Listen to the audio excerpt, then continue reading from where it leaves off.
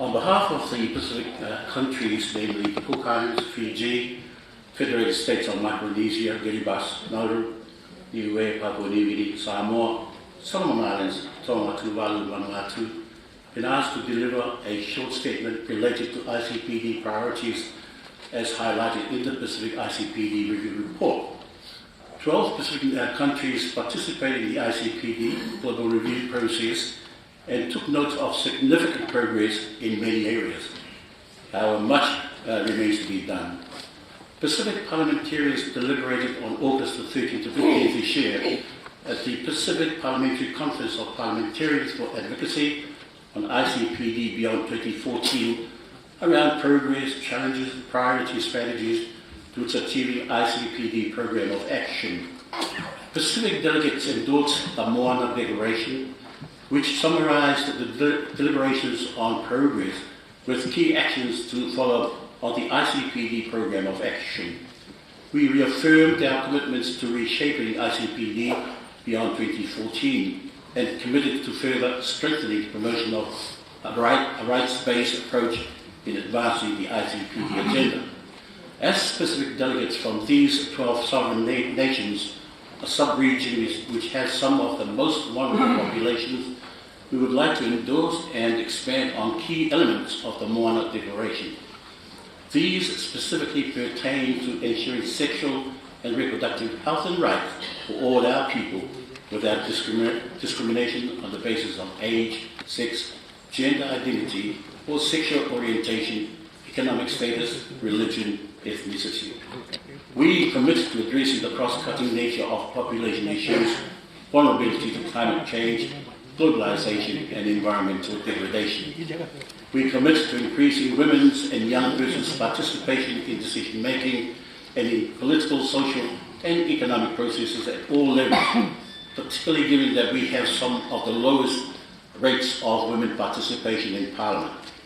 We would like to see that there is increased support and protection for girls and young women, including enhancing access to education and comprehensive mechanisms for ensuring their access to sexual and reproductive information and services.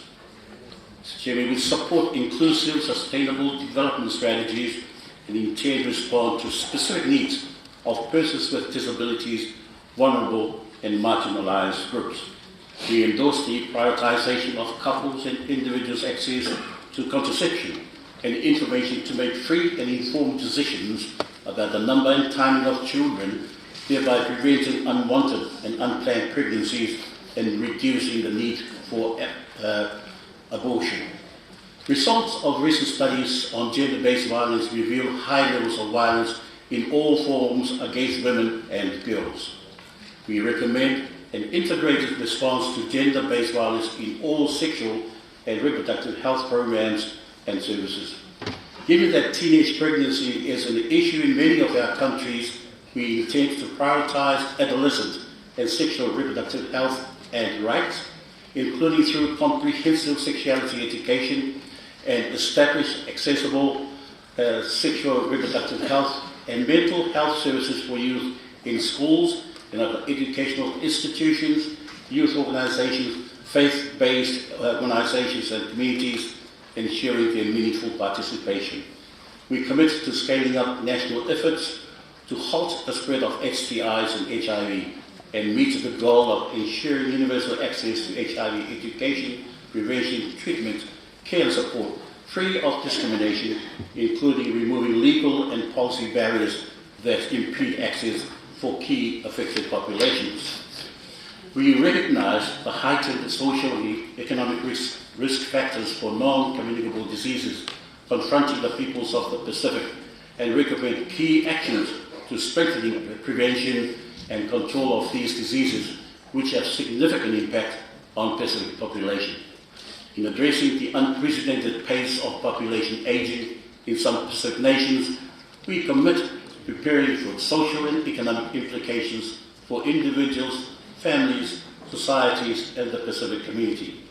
We recognize issues surrounding internal and external migration, urbanization, and urban growth in the Pacific is critical so that a growing number of urban residents, including the poor, have secure access to land, housing, water, sanitation, energy and transport, as well as health, education, and other essential services address the root causes of migration and poverty.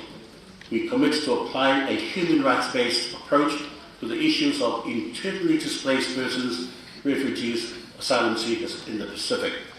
Finally, we would like to contribute to reshaping the ICPD Beyond 2014 and post-2015 development agenda at the regional and global levels, and we will speak with a strong collective voice around these priority areas for the Pacific.